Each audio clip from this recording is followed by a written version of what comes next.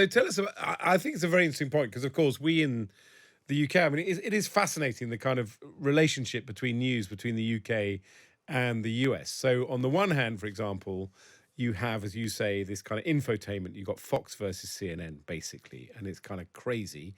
And people think that the polarization of the US has been driven a lot by this. And I think I have a lot of sympathy with that view. Here in the UK, we've got the BBC, so we think we're kind of inoculated against it because you've got this kind of neutral, and indeed the wonderful Times Radio.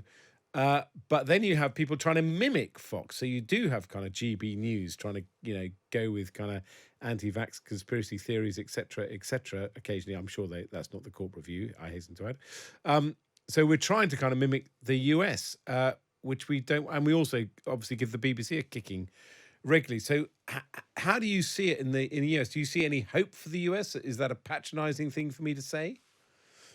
I just don't think you can compare, because you've got to remember that the indoctrination of the right wing and the far right in the US has been going on for nearly 50 years. In fact, arguably it started even longer before that. There was kind of far right Christian nationalists who tried to stop Americans from joining the Second World War, and they just were indoctrinating through talk radio, and talk radio has done a huge amount of damage to the US, to people who were kind of otherwise moderate and now have extremist views, as in they're racist, they're white supremacist, and they're anti-Semitic. I mean, this is where we're at now here. And so there are multiple news channels, TV channels, thousands of radio stations that are just pushing this far right and extremist agenda.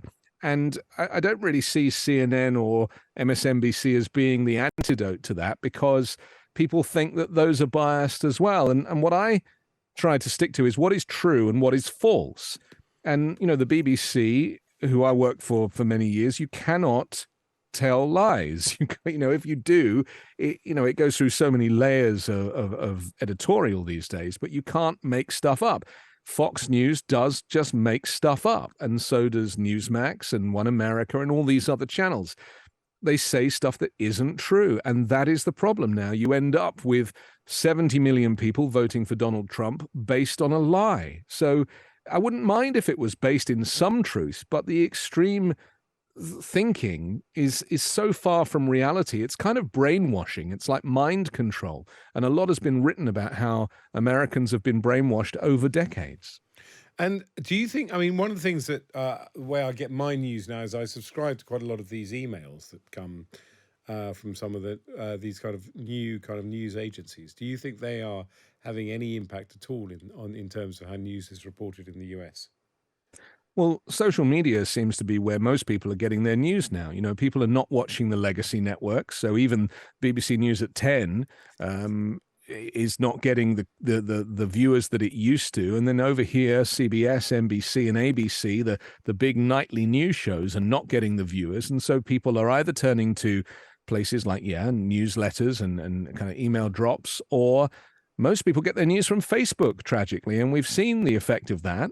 And you may have seen Nick Clegg, who's now the spokesperson for Facebook. I did indeed, yeah. Only a couple of days ago announced that Donald Trump is being invited back onto the platform, even after committing an insurrection and trying to overturn the legitimate election result. And just quickly, I mean, does your American audience say, thank you, Anthony, for bringing us back unbiased, objective news, or do they simply say, I love your accent?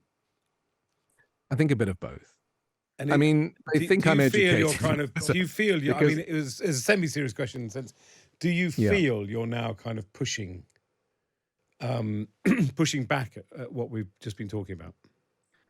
I mean, look, there's 330 million people in the United States. I reach around 1 million people every month.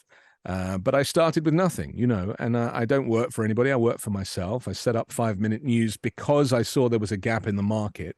There are other independent journalists like me who've also set up their own little networks.